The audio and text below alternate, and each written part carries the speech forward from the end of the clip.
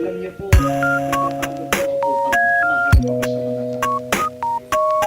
Pero ito po yung tawag ng Diyos.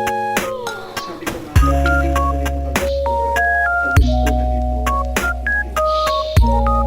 Pero ano po ba ang tawag ng Diyos?